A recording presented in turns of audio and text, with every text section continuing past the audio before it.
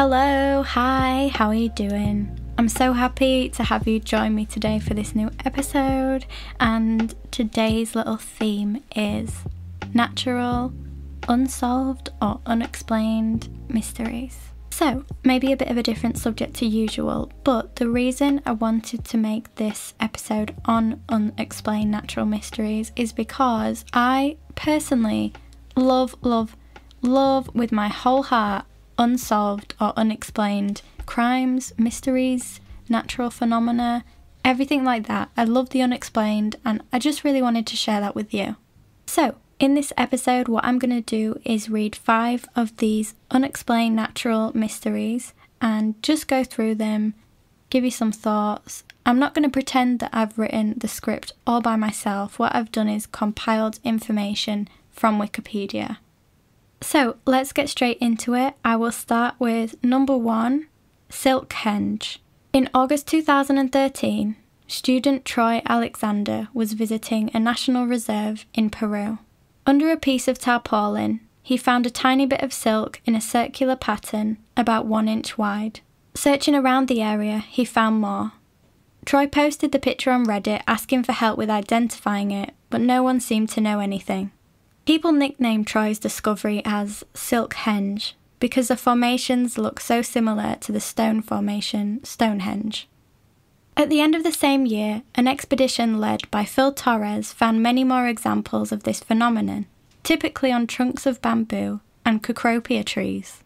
Spider babies hatched from these structures, but none lived till adulthood, and DNA tests were also inconclusive, so the species of spider creating these structures remained unidentified. Some people theorized that these fence-like formations were created to trap mites as food for the hatchling, or perhaps that they act as protection for the egg and baby spider against ants. Now, I know this is just a little unusual thing that has happened, and that's basically it. That's all the story is, but I just found it so sweet and also so striking that a tiny little insect could make such a structure. I really recommend you Google Silkhenge to see what this looks like. It almost looks alien-like. It's like a little formation in the middle and then it's surrounded by kind of like an electric fence looking circle. What really interests me about this is that we're living in a time where someone can just take a picture of something and then post it online and ask for advice, and that may lead to other people connecting with their own experience or photos of said thing. Obviously in the past, when people have had sightings of unusual things or phenomena, for example like UFO sightings or weird lights or anything weird that is visual, we've not been able to see photos because they didn't have cameras or phones readily available. I just really like that aspect to this story, that this guy Troy was just a student visiting a national reserve and then found this weird structure. I think it's so cool that we can now see, and hopefully people can investigate these structures just because that one person decided to share a picture. So I love Silkhenge, and please go look at the little cute formation because it is very, very, very alien-like and just cool. It's just cool to me. Now, number 2 on the list is the loneliest whale. I want to introduce you to the loneliest whale in the world, also known as the 52 Hertz whale and Blue 52. Apparently BTS made a song about this, but I do not know anything about BTS. I just wanted to put that in there because BTS fans always seem really nice to me. So, hi BTS fans, and let's talk about the whale. The 52 Hertz whale is an individual whale of an unidentified species that calls at an unusual frequency of 52 Hertz. For context, whales that closely resemble the 52 Hertz whale's migration patterns usually call at 10 to 39 Hertz. Hertz here just means it's like a unit of frequency in sound. So the call of this single whale has been detected regularly in many locations since the late 80s, and it appears to be the only whale emitting a call at this frequency. The whale has never been sighted, only heard. The call of the 52 Hertz whale is definitely that of a whale, but it doesn't match up with blue whales or fin whales, being higher in frequency, shorter, and happening more often.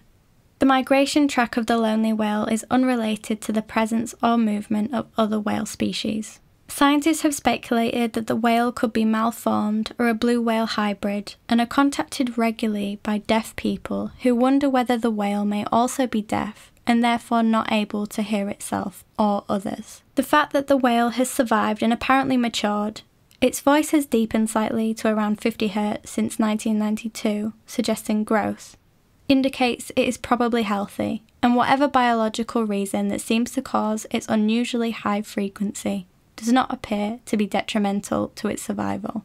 In 2010, some sporadic potential recordings were made of another 52 Hz whale heard elsewhere at the same time, suggesting that there is more than one whale calling at 52 Hz. So maybe the whale isn't so lonely after all.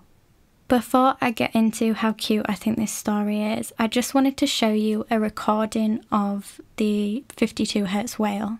So this was recorded in the Northeast Pacific, and it has been sped up 10 times, so it's technically 520 Hz, but we wouldn't be able to hear it properly if it was 52 Hz. But it just gives you an idea.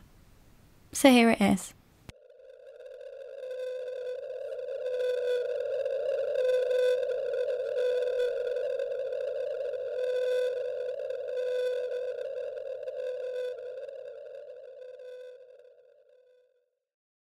So I do realise that we as humans kind of put human characteristics onto animals, which obviously isn't always true or relevant, but keeping that in mind, I do just think this is a really interesting story that there only seems to be, until recently, one of these whales speaking at this particular frequency.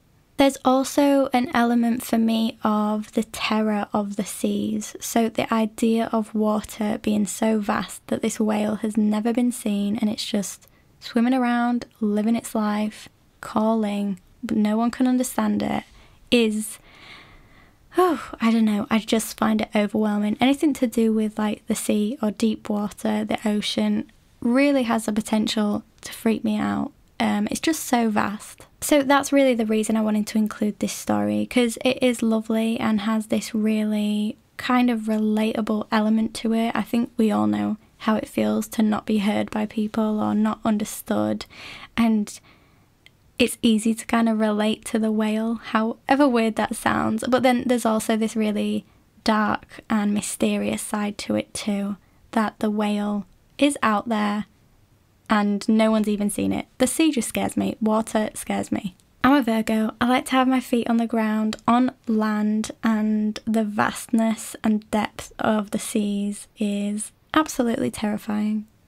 Next up, number 3 is La Mancha Negra, the black stain. I will start by apologising profusely for my terrible Spanish pronunciation of La Mancha Negra, and I will swap between La Mancha Negra and the black stain because I don't want you to have to listen to my bad pronunciation pretty much. But anyway, La Mancha Negra, the black stain. The black stain is a mysterious black substance that has oozed from roads in Caracas, Venezuela, first appearing in 1986 and causing multiple car accidents and deaths since then. La Mancha Negra first appeared as a smudge 50 yards long. It was noticed by workers as they patched the 30-year-old asphalt on a highway between Caracas and its airport. At first, concerns for the blob were low, but it soon spread. As much as 8 miles of highway were soon covered with the unknown material that contracted and expanded with the weather.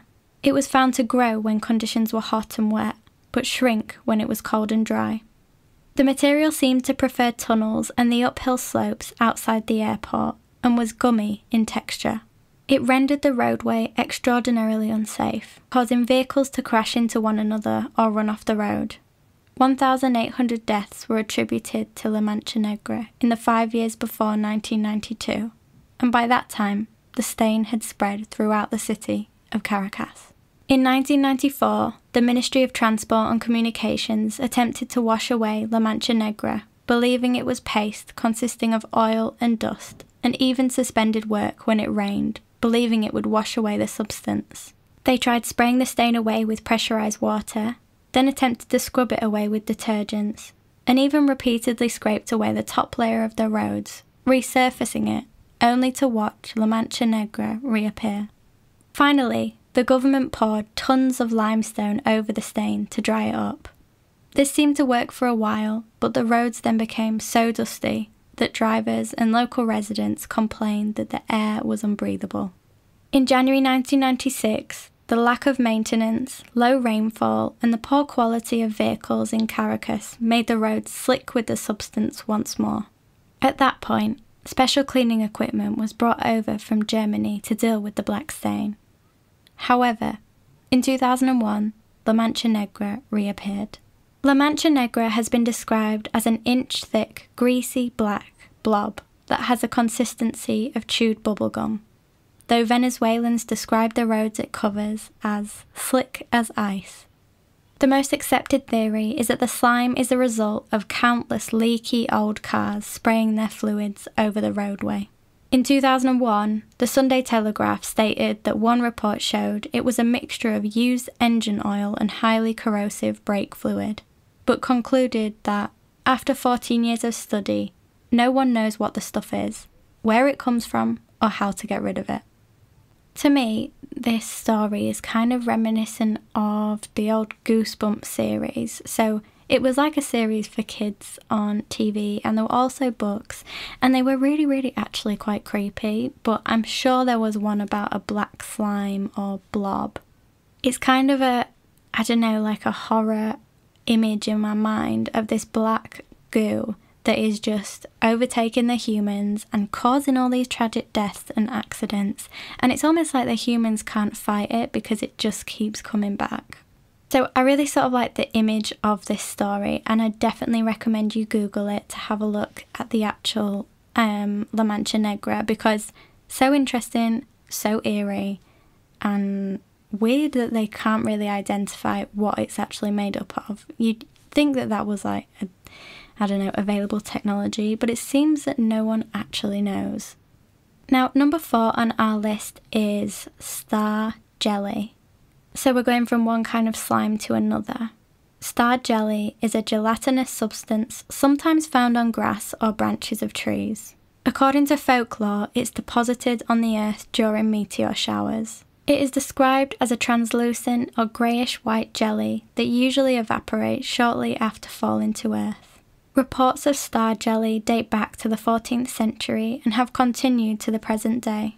There are various theories and analysis on the star jelly, and some people believe it's perhaps related to frogs, or maybe vomited up by birds or animals. However, there is no solid explanation for the star jelly. So there are loads of records of star jelly from around the world and throughout time, but I have picked a few of my favourites here just to share with you. On the 11th of November 1846, a luminous object estimated at 4 feet in diameter fell at Lowville, New York, leaving behind a heap of foul-smelling, luminous jelly that disappeared quickly. On the 11th of August 1979, Sybil Christian of Frisco, Texas, reported the discovery of several purple blobs of goo on her front garden following a meteor shower. On the evening of the 3rd of November 1996, a meteor was reported flashing across the sky of Kempton, Tasmania. The next morning, white translucent slime was reportedly discovered on the lawns and sidewalks of the town.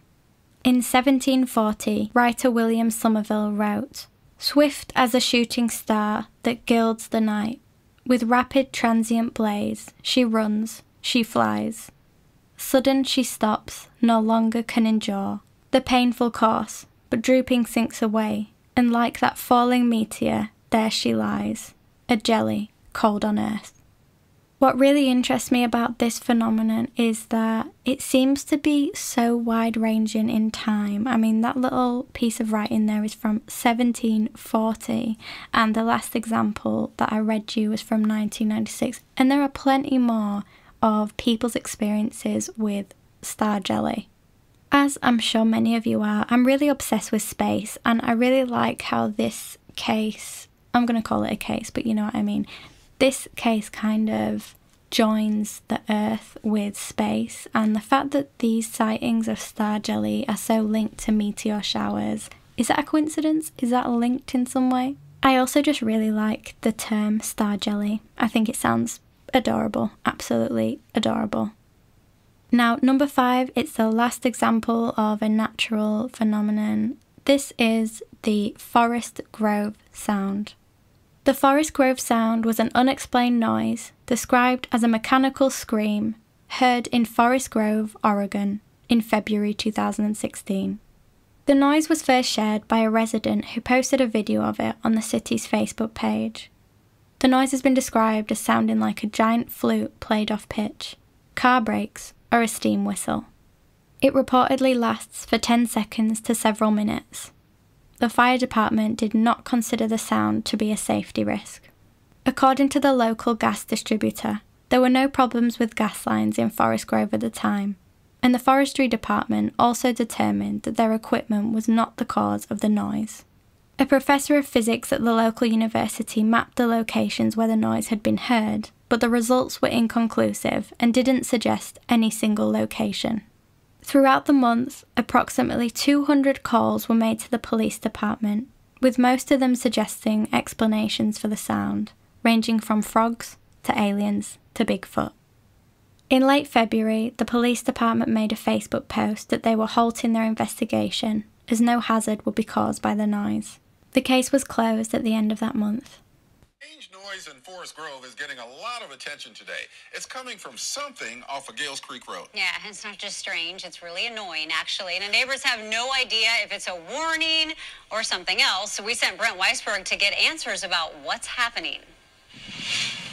Neighbors in this Forest Grove neighborhood have no idea what this mystery sound is, but they agree on 3 things. It's loud, obnoxious, and they want it to stop.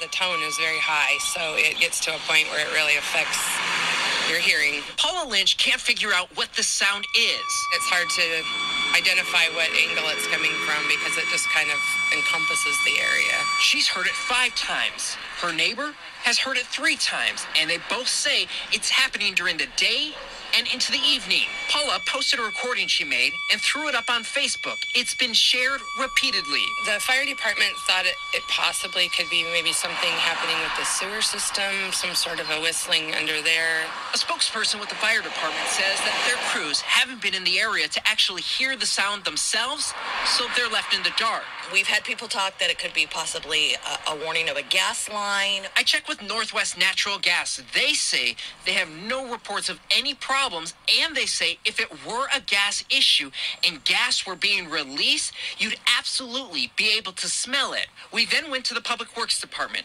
Officials here say they haven't heard about the problem until we told them about it. For now, the mystery continues. We're just hoping that maybe somebody might be able to identify it so we can report it and have it stop happening. Reporting in Forest Grove, I'm Brent Weisberg, Coin 6 News. So, what are your thoughts on the Forest Grove sound? I think the reason I like this one so much was because I can just imagine something like that being posted on my town's Facebook page, and it really interests me that this noise sounded like it wasn't really coming from anywhere, but it was coming from everywhere, if you know what I mean. It was hard for people to sort of identify the cause of it. I was also particularly attracted to this story because years ago, me and my mum lived in a different town together when I was a teenager, and we always used to hear this humming noise, and we didn't know why, and not everyone else heard it, just some people in the neighbourhood. It was a kind of low, constant humming that also sounded very metallic, and we do live near the steelworks even now, and sometimes there are noises that just travel with the wind or whatever, like in the air. Big, loud, metallic, long noises, and it probably was just that, but it was very, very unnerving to not identify where the sound was coming from. It was always really hard to tell and really eerie, and I remember even having bad dreams about that sound, so I completely understand how a noise can just grind you down and creep you out, and the Forest Grove sound is just a nice little unsolved or unexplained mystery to end this episode on. If you did enjoy this episode, please let me know so I can make more, because I love talking about mysteries, and I just really hope this gave you a bit of entertainment today and maybe some stuff to Google as well. Thank you forever for listening to me and for sticking with me this long. Thank you if you got this far, and yeah, just have a great week. Love you loads. Bye for now.